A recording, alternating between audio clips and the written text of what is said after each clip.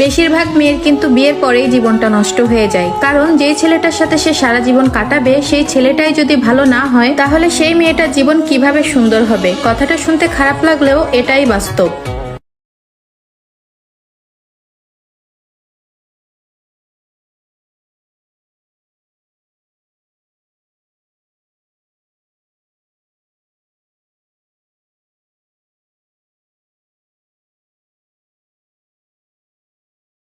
বেশিরভাগ মেয়ের কিন্তু বিয়ের পরেই জীবনটা নষ্ট হয়ে যায়, কারণ যেই ছেলেটার সাথে সে সারা জীবন কাটাবে সেই ছেলেটাই যদি ভালো না হয় তাহলে সেই মেয়েটার জীবন কিভাবে সুন্দর হবে। কথাটা শুনতে খারাপ লাগলেও এটাই বাস্তব।